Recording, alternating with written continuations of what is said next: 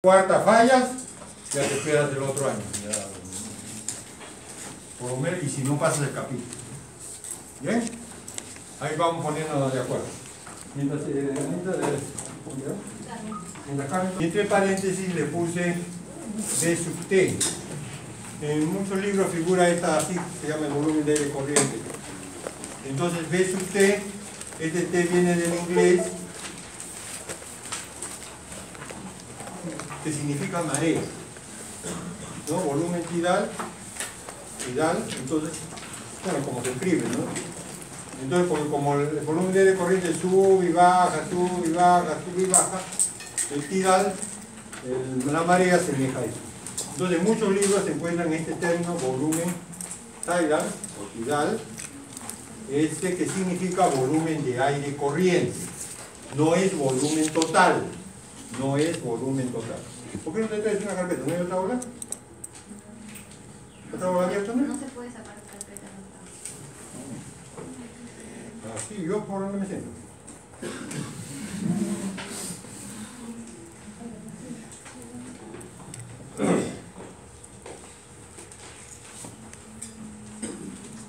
Qué barbaridad. Pero el aula me parece que la de arriba es más grande. Bueno, no.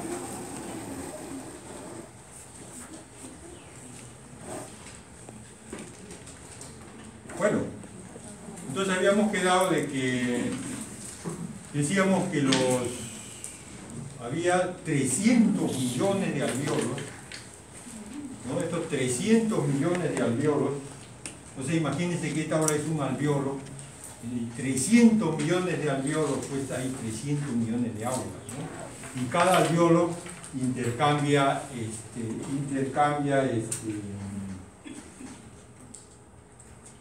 con la sangre intercambia gases.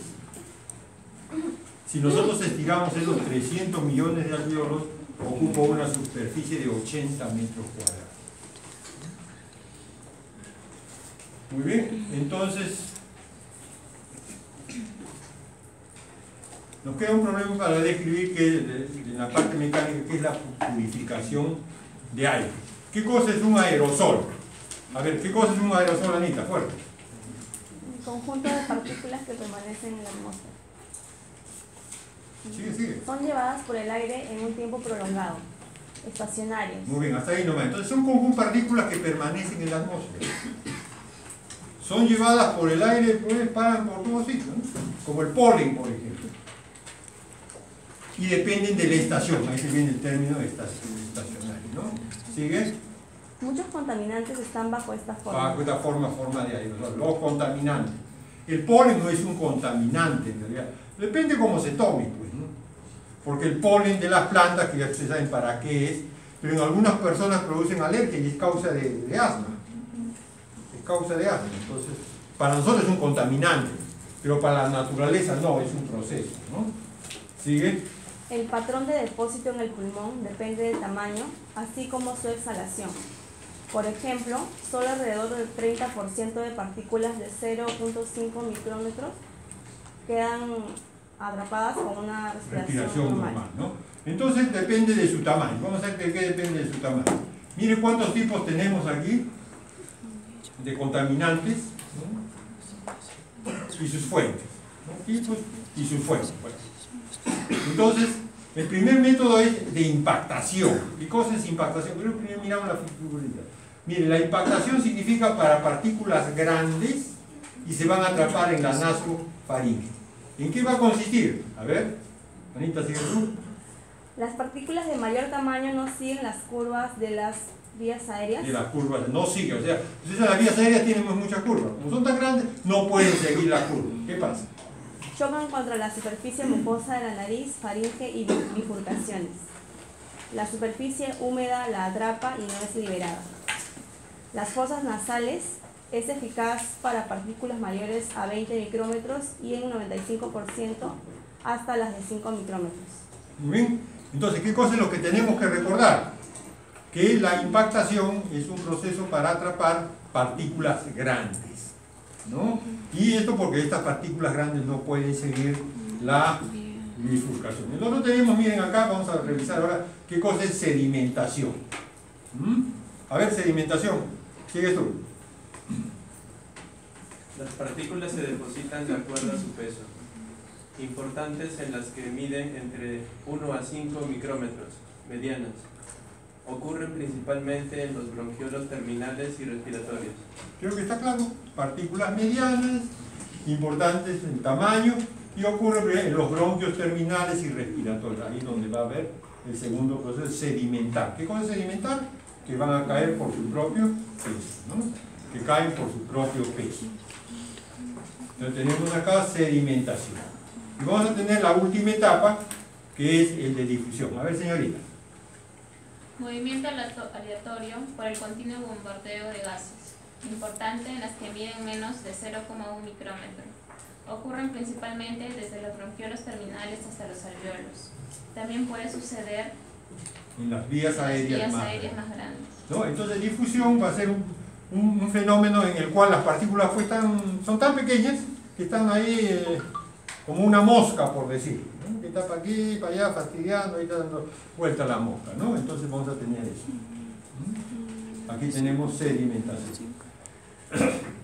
Bueno, aquí tenemos una gráfica donde miren la cantidad de depósitos que ocurren en determinados sitios de acuerdo al tamaño de las partículas. Esto tenemos aquí, miren estas zonas negras, que está aquí el depósito de alquitrán. Y eso es lo que ocurre en un pulmón de un fumador.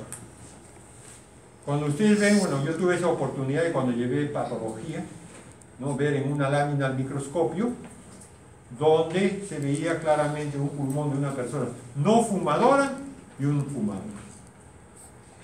La acumulación del alquitrán. Ustedes saben que, ojalá que ninguno de ustedes fume, ojalá. El problema, ¿por qué fumas? Porque tú quieres la nicotina, te interesa la nicotina. Pero tú al quemar un cigarrillo, no solamente absorbes nicotina pura, sino pasas todo lo que quema la hoja, quema el papel, quema todo. Y de ahí te queda la nicotina. Entonces todo eso, el resto es lo que se va a acumular, ¿no? Entonces, en las vías aéreas, una de las principales causas de neoplasia es toda esta acumulación de este material. Posteriormente, ahora pues, existe una tendencia mundial a que no se fume, porque no solamente, niña, ya te veo, mira que esta niña está mal sentada. Amablemente vas a decir, doctor, que se siente ella y yo me voy. Tú mismo lo vas a pedir, ¿no?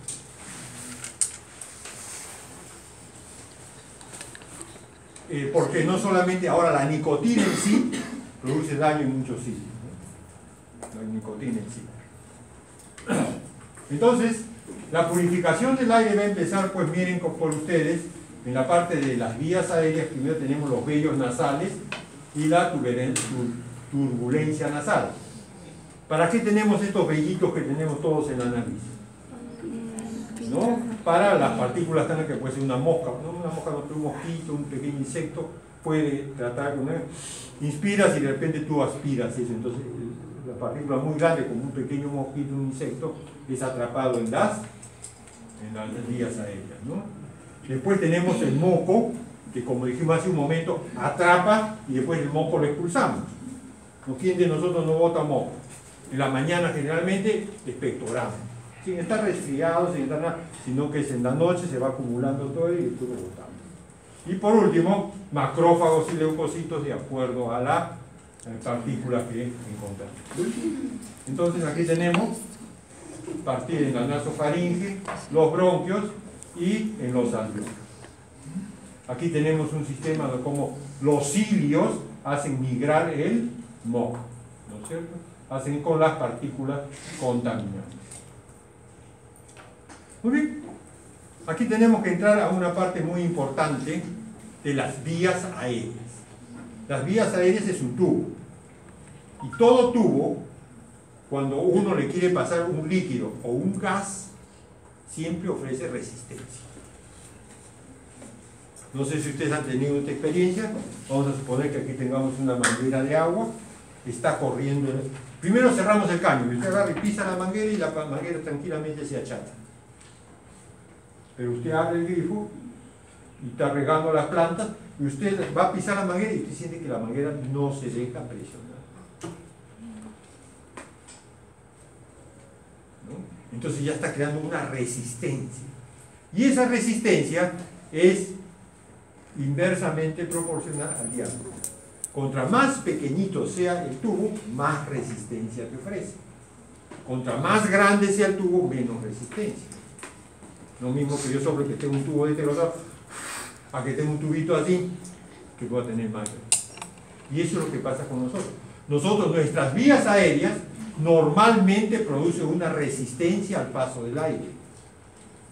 ¿No? ¿Tú sientes la resistencia?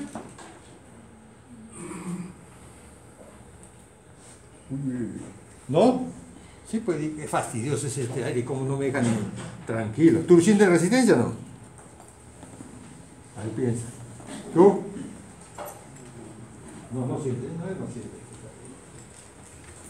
¿Tú qué dices? ¿Tú sientes resistencia? No sé si alguien de ustedes... pero hay bancas. Niña, pero hay dos bancas libres. Es que al final no escucho bien. ¿Cómo? Al final no escucho bien. Ah, pues trae tu banca, ponte adelante. Así es. Ah, nomás, ya, hazlo. Mientras yo estoy hablando por acá, hazlo. ¿O no quieres? Bueno, si no quieres, ya. Si alguien de ustedes sufre de asma, se va a dar cuenta que cuando tiene el proceso asmático, es fastidioso de respirar. ¿Por qué? Porque ahí uno se da cuenta de la resistencia. Ahora nadie lo siente, es lo mismo la gravedad. ¿Tú sientes la gravedad? ¿Tú sientes los 160 milímetros de mercurio de la gravedad? No, sí, muy delicado. ¿Tú qué? No, acuérdense, ¿cómo habíamos definido la gravedad? El peso es una columna de aire sobre una de las superficies de la Tierra. ¿No? Es la misma. Miren, una columna. Pero nadie lo siente. Nadie siente ese peso. Ni siquiera cuando vamos a la altura, aquí hay menos gravedad, aquí más ligero. Entonces, muy bien. Entonces, la resistencia va a ser esta.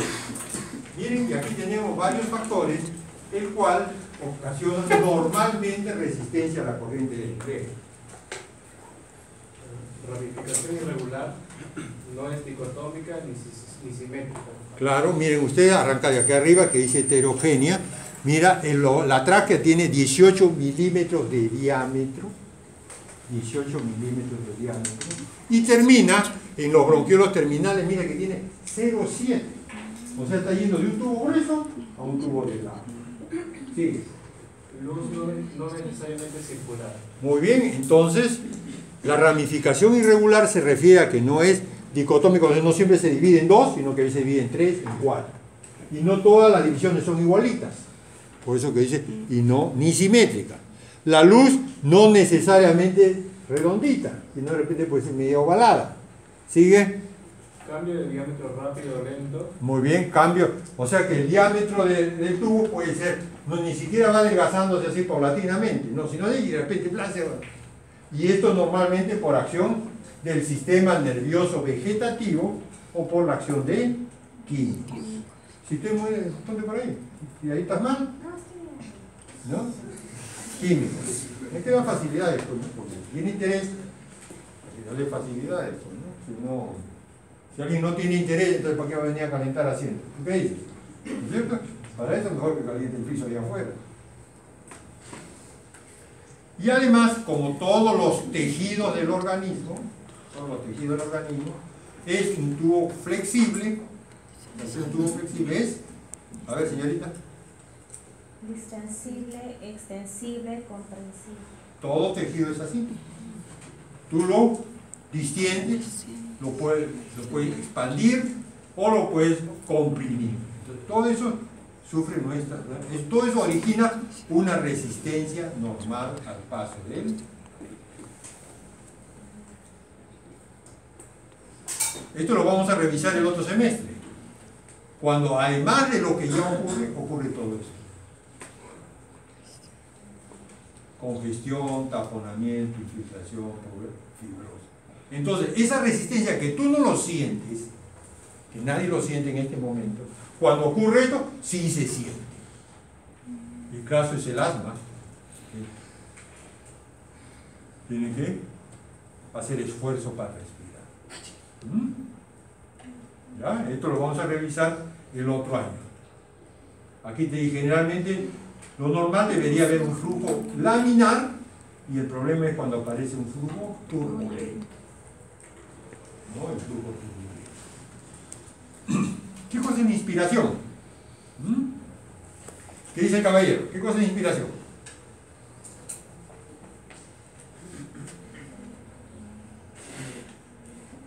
No sabe. No me diga que no sabe, te pase, pues ya. A ver dónde está el compañero que me dijo de ventilación, creo que fuiste tú. El de que nosotros ventilamos y no respiramos. Muy bien, ¿qué cosa es inspiración?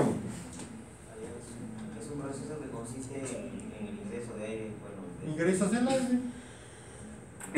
Qué difícil. Ingresar aire, inspirar. Tú me inspiras confianza, ¿qué significa eso? Que respiro tu confianza. ¿Ah? ¿Tú respiras confianza? Sí. Y lo contrario puede decir, tú me inspiras confianza. Si inspirar confianza significa una cosa, si no tiene cosa, tú me inspiras confianza. ¿Ah? ¿Está bien o no? Estamos mejorando el español. Entonces este proceso, permítanme un ratito, ¿alguien me puede traer esa silla, por favor? Te voy a agradecer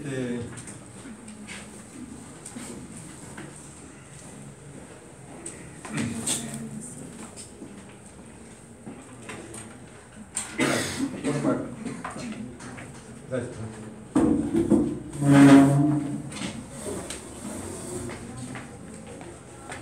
Este proceso de ingreso de aire, miren ustedes, a ver señorita de Chompa Roja, lea.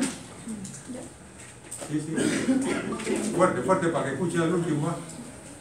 Ahí hay una niña que me parece que está haciendo otra cosa. La del fondo, esa que está haciendo otra cosa. Lee, fuerte. Siempre es activa, contracción muscular. Muy bien. Entonces, ¿qué significa que la inspiración es un proceso activo? ¿Qué significa que es activo? Que tiene que haber contracción muscular. Si no hay contracción muscular, no hay inspiración. Sigue. Principal músculo, diafragma. Diafragma. El principal músculo de la inspiración es el diafragma. Sigue. Inervado por el nervio frénico. Raíces anteriores del tercer al quinto cervical. Reestira la parte central. Reestira la parte central. Creo que aquí tenemos un ejemplo. Esto es cuando se contrae el diafragma, que está así, que es una curva, una cúpula. Cuando inspira, mira, reestira la parte central. A esto se refiere. Reestira la parte central. Eso hace el diafragma. Ajá. Entonces, ¿qué cosa sigue? Aumenta la altura del tórax hacia abajo. 10 centímetros en inspiración máxima. Ahí está, entonces vemos en el esquema. Aumenta. Casi 10 centímetros. Ahí está. En una inspiración máxima, ¿no? Cuando hago esto, ustedes también, más o menos, la curva que estaba haciendo así, se hace más plana, y es más o menos como está aumentado, 10 centímetros.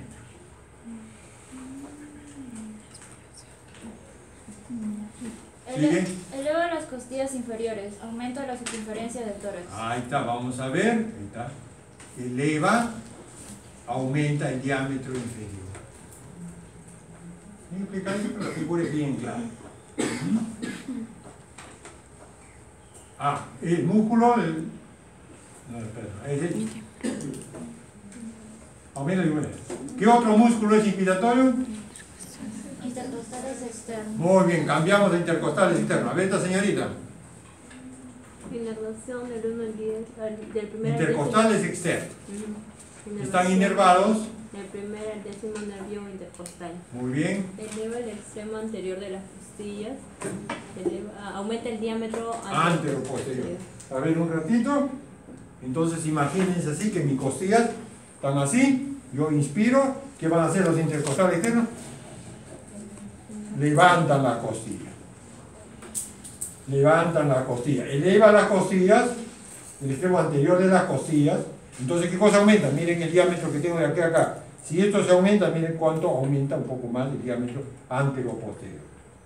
Muy bien. En reposo, ¿qué pasa en los varones? ¿Sí sigue tú? En varones se contrae del quinto al noveno y el reposo. Muy bien. Entonces, nosotros, los varones, los que estamos acá, en reposo, además del movimiento diafragmático, que es el principal, también nos ayudamos con los intercostales del quinto al noveno. Nos ayudamos del quinto al noveno. Las damas no. Las damas suficientes con el diafragma en reposo. Ya están nivelando, ya están nivelando. ¿Ah? Pero también necesitamos músculos accesorios. De repente los músculos accesorios los vamos a necesitar cuando estamos corriendo. ¿No? Cuando un paciente o una persona que tiene un acceso de asma bronquial necesita de los accesorios porque es insuficiente el diafragma y los intercostales. ¿Cuáles son esos músculos accesorios? A ver, tú que estás... Tú.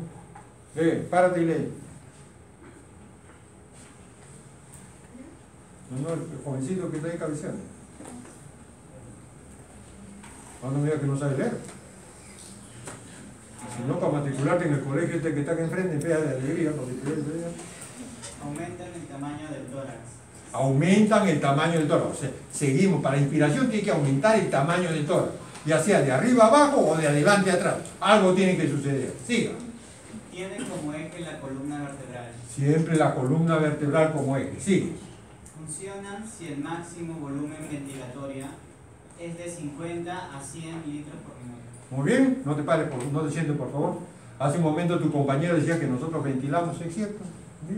Aquí está hablando cuando el máximo volumen ventilatorio es de 50 a 100 litros. Vamos a suponer que tú te estás preparando para correr 100 metros planos o 200 o 400, ¿no? Con la respiración, con la ventilación que tienes en este momento no puedes. ¿Cuánto ventilas tú en este momento? Al minuto. ¿Cuántos litros crees que debes? En la clase anterior dijimos que cada vez que tú respiras es 500. ¿Cuántas veces respirarás al minuto? 12 veces. 500 por 12, ¿cuánto es? 6 litros. O sea, ahora en reposo, más o menos los varones, 5 litros y medio, 6 litros, y las chicas un poco menos. ¿Tú alguna vez has tenido que correr para tomar un bus? ¿No? Mínimo. ¿Te ha correteado un perro? Sí. ¿La policía? No. ¿El serenajo? Tampoco. El serenajo sí lo ha correteado. Y obviamente cuando ha corrido para el bus y cuando subimos al bus, ¿qué pasa?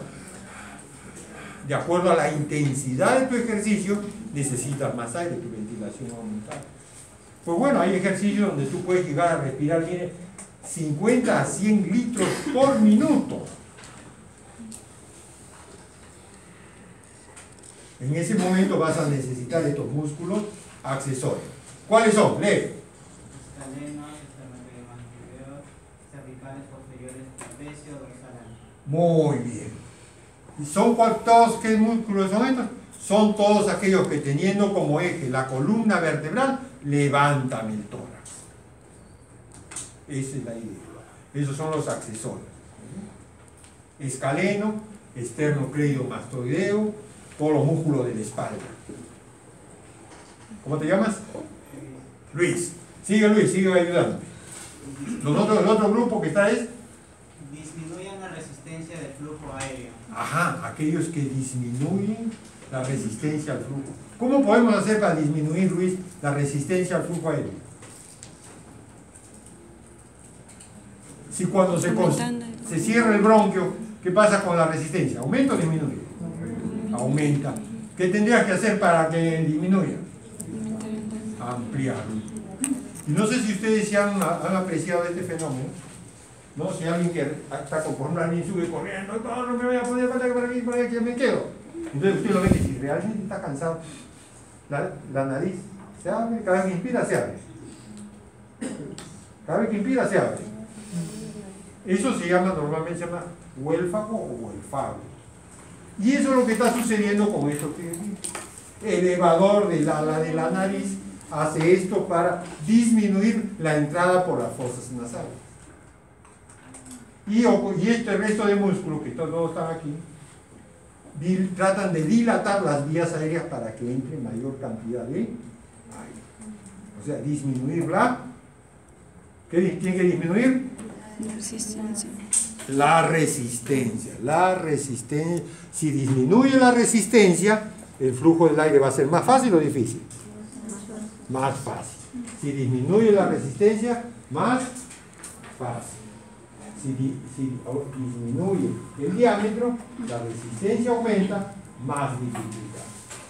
¿De acuerdo? Entonces no se olviden la relación inversa entre la luz tubular y la resistencia. Luz tubular y resistencia. Muy bien, entonces ahora vamos a pasar a esto. Aquí está, ¿ven? Lo que hacen los intercostales. En el momento que hacen, levantan la costilla. Al levantar la costilla, aumentan el diámetro antero-posterior. Y siempre teniendo como eje la columna vertebral. Siempre como base la columna vertebral. Miren, aquí tenemos un pulmón al final de respiración forzada. Que es el final. La fotografía. Tiene su pulmón de aire. ¡Clic! Ahí está. Final de inspiración forzada. Y aquí tenemos dentro de lo que es aquí y acá. Miren cuánto de aire aumenta.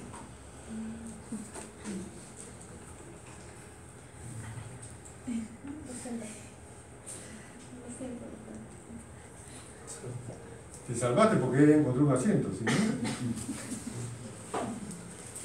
Ya, muy bien. Lee.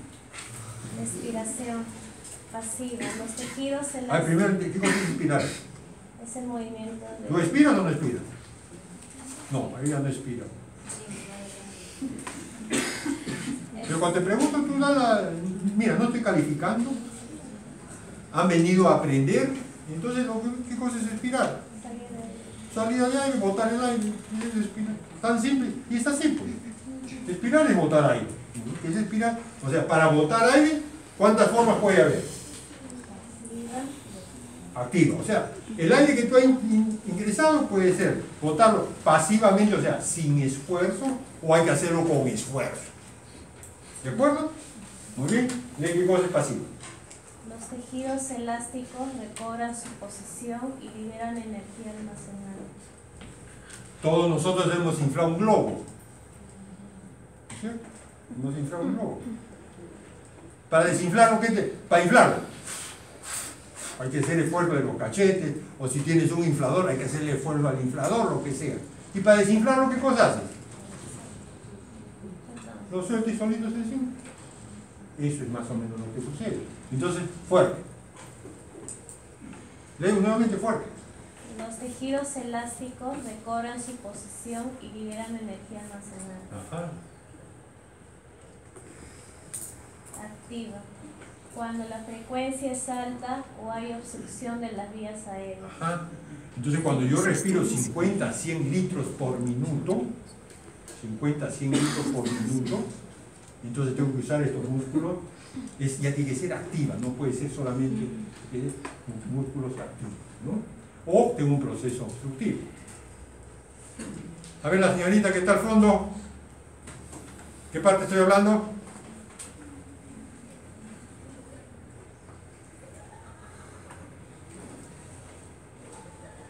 La próxima vez te pregunto y te vas. No me respondes y te vas. ¿De acuerdo? Porque tú estás haciendo otra cosa. Si has venido a rellenar, a mí no me gustan rellenos. ¿De acuerdo? Te voy a preguntar en otro momento. No me respondes y sales.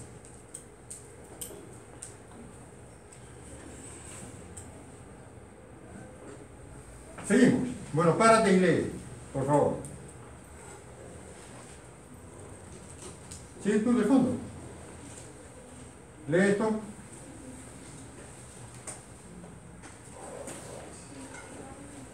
Bueno, no escucho. No escucho.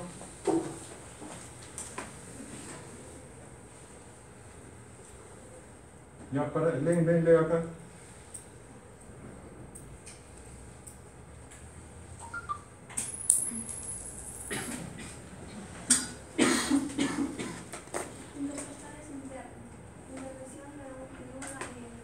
¿Al 1 al 10 de qué? ¿De qué? ¿1 al 10 de qué? ¿1 al 10 de qué? Muy bien.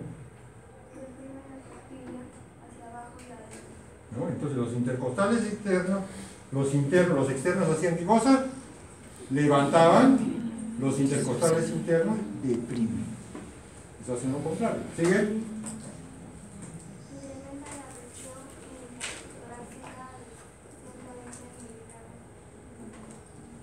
O sea, cuando las costillas bajan, aumenta la presión dentro del tórax, de tal forma que la puede aumentar a 120 milímetros, a veces hasta 300. ¿Tú has pujado? ¿Tú has pujado alguna vez? Nunca. ¿Vas a pujar alguna vez? Nunca. ¿Sabes qué es pujar? Si no pujó, no sabes. Qué bueno, nunca pujó. Bueno, por lo menos lee qué cosa.